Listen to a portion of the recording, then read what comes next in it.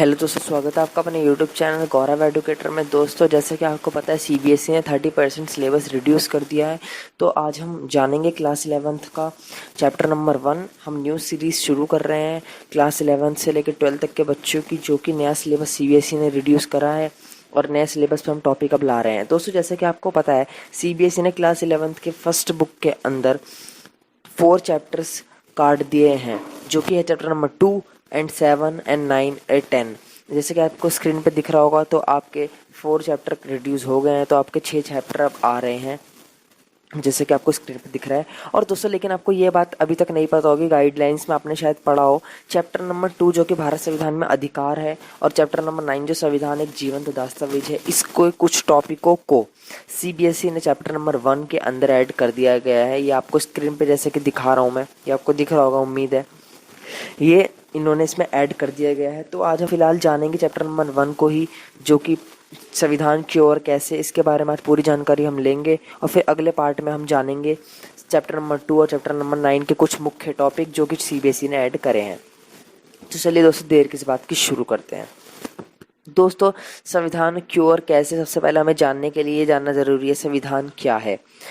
संविधान कुछ ऐसे मूल सिद्धांतों का समूह है जिसके आधार पर राज्य का निर्माण और शासन होता है। सही बात है भाई, संविधान से ही राज्य का निर्माण होगा और शासन होगा। जैसे हमारे संविधान में लिखा है कि मौलिक अधिकार, व्यक्ति के मौलिक अधिकार है, व्यक्ति को स्वतंत्र रहने का अधिकार है, व्यक्ति को खाने पीने का अधिकार है।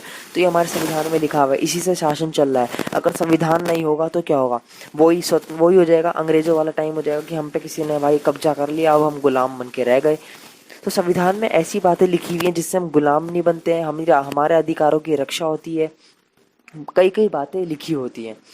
संविधान एक ऐसे नियमों का सिद्धांत है जिसके द्वारा विभिन्न शासन के विभिन्न अंगों का संगठन किया जाता है तथा नागरिकों और राज्यों के बीच संबंध स्थापित किए जाते हैं। सही बात है भाई, राज्य और नागरिकों के बीच संबंध जो है स्थापित कैसे होंगे, संबंध भाई जब भी तो स्थापित होंगे जब संविधान होगा। क्योंकि भाई देखो, जैसे कि हमारा राज्य इसमें सरकार कहा, क्योंकि भाई पॉलिटिकल साइंस में राज्य को ना हमेशा सरकार से जोड़ा आता है। अब राज्य ये मत समझना कि दिल्ली यूपी ये राज्य बताया जा रहा है, इसमें राज्य नहीं होता, इसमें सरकार होती है, सिर्फ सरकार, लेकिन इसको पॉलिटिकल साइंस में राज्य कहा जाता है। ओके दोस्तों, इसमें ना संविधान यार व्यक्ति को और राज्य को क्यों जोड़ रहा है। जैसे कि भाई हमारे मोदी जी ने कुछ कर दिया, कुछ नियम लिया है, तो क्या होगा, व्यक्ति तक जाएगी वो बात, तो व्यक्ति प्रभावित होगा उस बात से। तो क्या होगा, वो व्यक्ति और राज्य के भी संबंध स्थापित होंगे, नहीं होंगे, होंगे भाई। अगर कुछ बात गलत होगी तो व्यक्ति हड़ताल करेगा, तो ये संबंधित तो है दोनों के बीच। नियम कायदे कानून इसके द्वारा तय किए जाते हैं। सही बात है, नियम और कायदे कानून जो भी बनते हैं वो संविधान द्वारा ही तय किए जाते हैं। हाँ भाई, संविधान में ये लिखा है तो इसी के आधार पर ये निर्णय होना चाहिए। हमारी संविधान धारा में ये लिखा है, इस धारा में ये लिखा है, तो यही तो होता है। ये सब संविधान के ही कायदे कानून है भैया। भारत के संविधान निर्णय सभा के अध्यक्ष एवं भारतीय संविधान के निर्माण में कितना समय लगा। दोस्तों, भारत का जो संविधान था उसमें कितना टाइम लगा था, और भारत के संविधान निर्माण सभा के अध्यक्ष कौन थे। दोस्तों, 1 नंबर में पूछ लिया था, डॉक्टर राजेंद्र प्रसाद थे, और भारत संविधान के निर्माण में 2 वर्ष 11 महीने 18 दिन लगे थे। ठीक है दोस्तों, और संविधान कब पूरा हो गया था, मतलब बन चुका था 26 नवंबर 1949 को, और ये लागू हो गया था 26 जनवरी 1950 को। ओके, और संविधान को बनाने में कितने सदस्यों ने, मतलब संविधान सभा में कितने वो थे लोग जिन्होंने संविधान बनाने में महत्वपूर्ण भूमिका निभाई, वो लोग थे 389। हालांकि ये बाद में घटकर 299 हो गए थे, लेकिन वैसे टोटल सदस्य जो संविधान सभा के थे वो 389 थे। इसको हम आगे डिस्कस करेंगे। दोस्तों, हमें संविधान की आवश्यकता क्यों है, हमें जानना जरूरी है आवश्यकता हमें क्यों है।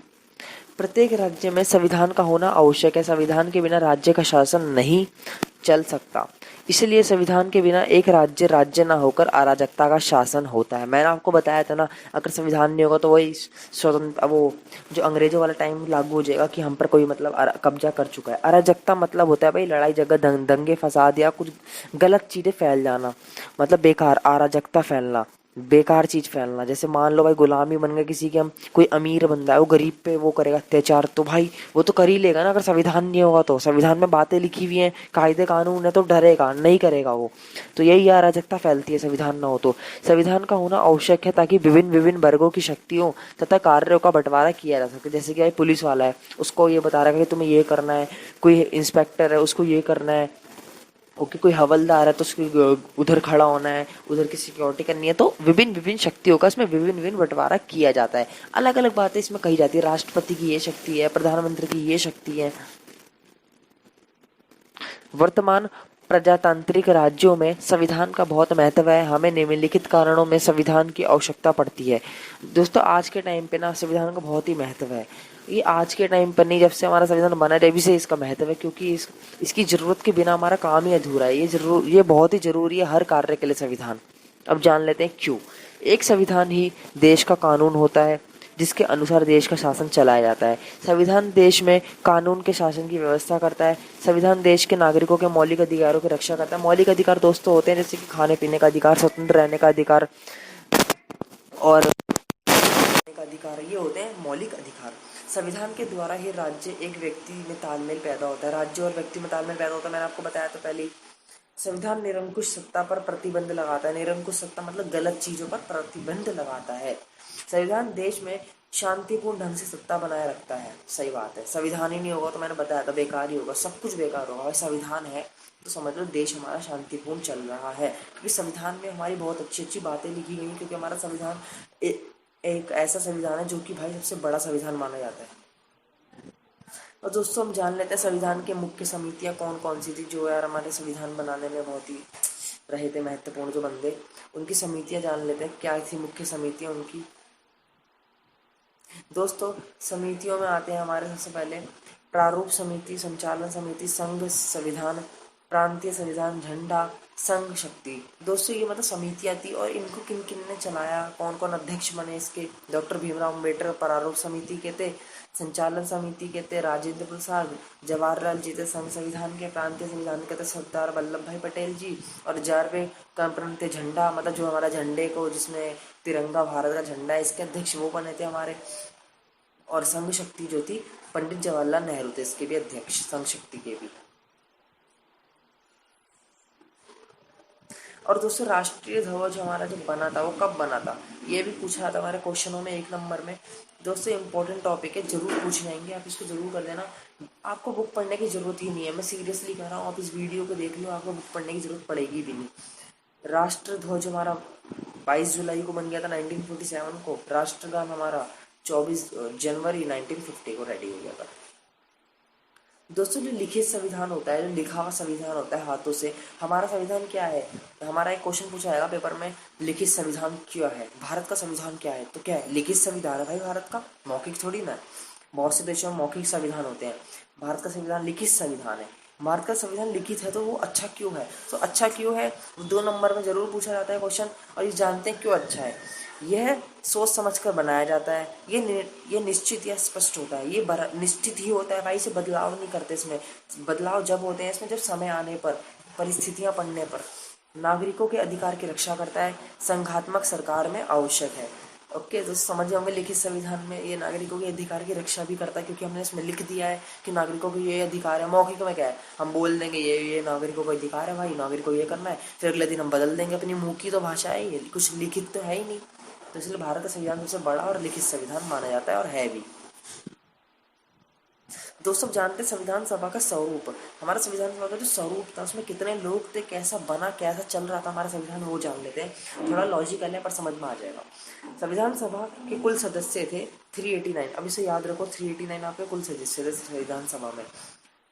296 थे हमारे सदस्य अलग और 93 सदस्य थे अलग, तो इन दोनों को हमने प्लस करा, कितने हुए 389, मैंने आपको जैसे कि बताया। लेकिन दोस्तों मैंने 296 में से 292 थे सदस्य ब्रिटिश प्रांतों से और 4 थे चीफ कमिश्नर क्षेत्र से। तो दोस्तों 292 और 4 को प्लस करा कितना हुआ 296। तो दोस्तों 296 को हमने जब प्लस करेंगे इससे 93 से तो कितना हो जाएगा 389। तो हमारे दोस्तों 389 कुल सदस्य थे। संविधान सभा का चुनाव 1946 में हुआ कैबिनेट मिशन के द्वारा, ये याद रखना। और दोस्तों आप जानते हैं संविधान सभा हमारा खराब कैसे हुआ था, बहिष्कार किसने करा इसका, संविधान सभा का बहिष्कार किसने किया। अगला क्वेश्चन ये पूछा जाता है, मुस्लिम लीग ने संविधान सभा को छोड़ दिया, तब संविधान सभा की हालत क्या थी। दोस्तों क्या हालत हुई जब मुस्लिम लीग ने उसे छोड़ दिया, कुछ हालत नहीं हुई थी यार, सदस्य कम हो गए थे बस। और जो दिक्कत हुई होगी वो तो पता ही है। मुस्लिम लीग, सबसे पहला क्वेश्चन होता है मुस्लिम लीग ने हमारा संविधान सभा छोड़ा, ठीक है। 1989 से अब 299 सदस्य बचे जिन्होंने संविधान का निर्माण किया था। 26 नवंबर 1949 को जिस दिन संविधान बना उस दिन 284 सदस्य उपस्थित थे। इन्हीं सदस्यों ने संविधान निर्माण पर अपने हस्ताक्षर किए। दोस्तों मतलब यार 299 में से भी बंदे नहीं आए पूरे संविधान के लिए, 284 उस दिन उपस्थित थे और इन्होंने ही हस्ताक्षर करे संविधान निर्माण में। और मुस्लिम लीग ने इसका विरोध किया, वो अलग अपना चाहते थे, तो इसलिए वो संविधान सभा छोड़ के चले गए थे। भारतीय संविधान की विशेषता बताओ, क्या विशेषता है? आप समझ होंगे विशेषता क्या है। सबसे पहला पॉइंट बनता है भारत का संविधान लिखित और विस्तृत संविधान है, बहुत बड़ा और अच्छा संविधान है लिखा हुआ।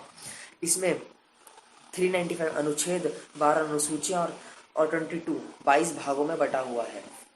भारतीय संविधान ना ज़्यादा कठोर ना ही ज़्यादा लचीला है। इसका मतलब दोस्तों कठोर लचीला मतलब इसमें समय आने पर बदलाव भी किया जा सकता है, और इतना भी लचीला नहीं है कि कोई भी आके इसमें बदलाव कर देगा, कोई भी नियम यूं ही बदल देगा हलवे की तरह। लोकतांत्रिक शासन व्यवस्था को अपनाया गया है इसके अंदर। लोकतांत्रिक शासन मतलब लोगों को चुने जाना, लोगों का शासन है, लोगों द्वारा ही सरकार चुनी जाती है इसमें। भारत का संविधान अनेक सूत्रों से तैयार किया गया है। अनेक सूत्रों से तैयार क्यों किया गया है दोस्तों? हमारा संविधान आपको पता ही होगा, हमारा संविधान जो है अमेरिका, ब्रिटेन, हर जगह से लिया गया है। थोड़ी थोड़ी हमें जो अच्छी बातें लगी हमने उनसे जगहों से ली है और अपने संविधान में ऐड करी है, वो हम अगले क्वेश्चन में जानेंगे भी। भारत का संविधान मौलिक अधिकारों का वर्णन किया गया है। भारत के संविधान में व्यक्ति के जो मौलिक अधिकार हैं, रोटी कपड़ा मकान, हर चीज़ों का इसमें वर्णन किया गया है। स्वतंत्र व निष्पक्ष चुनाव प्रणाली, इसमें चुनाव भी स्वतंत्र होता है। आज तक का सबसे सफल संविधान, सभी धर्मों का सम्मान करता है, धर्मनिरपेक्षता है, इस किसी धर्म की बुराई नहीं करता हमारा संविधान। अब जानते हैं हमारा संविधान कहाँ कहाँ से लिया गया है। भारत संविधान को विभिन्न देशों के संविधान के लिए लिए गए प्रावधान, संविधानों से लिए गए प्रावधान। भारत संविधान को उधार का थैला क्यों कहा जाता है? दोस्तों दोनों क्वेश्चन को कवर करता है। भारत संविधान को उधार का थैला इसलिए कहा जाता है क्योंकि भारत के संविधान के अन्य देशों से प्रावधान उधार लिए गए हैं। सबसे पहला अमेरिका के संविधान से मौलिक अधिकार, न्यायपालिका की स्वतंत्रता, न्यायाधीश कार्य 70 वर्ष की आयु तक, मतलब जो न्यायाधीश होगा ना, जज जो होगा वो 70 वर्ष की आयु तक ही काम करेगा कोर्ट में, फिर वो रिटायर हो जाएगा। और सेकंड में ब्रिटिश संविधान से सर्वाधिक मत का अधिकार, चुनाव में जीत निर्णय, मतलब जिसके सबसे ज़्यादा वोट होंगे वही चुनाव में जीतेगा। सरकार का संसदीय स्वरूप, एयरलैंड से क्या लिया गया है? राज्य की नीति निर्देशित करता। फ्रांस से क्या लिया गया है? स्वतंत्रता और समानता, सभी लोग समान रहेंगे, सभी लोगों को स्वतंत्र समझाएगा, किसी के साथ भेदभाव नहीं किया जाएगा धर्म के आधार पर। और दोस्तों कनाडा से क्या लिया गया है? शक्तियों का बंटवारा, केंद्रीय सूची, राज्य सूची और समवर्ती सूची। दक्षिण अफ्रीका से क्या लिया गया है? संशोधन की प्रक्रिया, मतलब अगर कोई संविधान में संशोधन करना है, बदलाव करने हैं, तो समय आने पर उसमें बदलाव किए जा सकते हैं। भाई कुछ ज़्यादा इंपॉर्टेंट काम है कि भाई अब तो करना ही संविधान में बदलाव, तो करें जा सकते हैं समय आने पर। ये नहीं कि इसे कोई भी यूं ही बदल देगा, यूं नहीं बदला जाएगा। इसमें भाई कुछ चुनाव होंगे, कुछ बातें होंगी, जनता की राय ली जाएगी, तभी इसमें संविधान में बदलाव कर दिए जाएंगे अगर जरूरत पड़ी। और दोस्तों मैंने आपको पूरा का पूरा भाई ये फर्स्ट चैप्टर कंप्लीट करा दिया है। आप अपनी बुक को भी मैच कर लीजिएगा, बुक इसमें कंप्लीट है। अगर आप टीचर पूछे क्वेश्चन, आप इसके आंसर जरूर दीजिएगा। टीचर भी पूछेगा यार आपने कहाँ से सीखा है, तो आप बताना गौरव एडुकेटर के चैनल पे हमने विजिट करी थी और वहीं से सीखा है। चलिए दोस्तों पार्ट 2 में हम जानेंगे 9 के कुछ टॉपिक जो फर्स्ट चैप्टर में ऐड कर दिए गए हैं। चलिए मिलने भी, तब तक के लिए जय हिंद जय भारत। अगर आपको वीडियो पसंद है तो लाइक करना, शेयर करना एंड सब्सक्राइब करके बेल आइकन प्रेस जरूर कर देना, जिससे आने वाली वीडियो की नोटिफिकेशन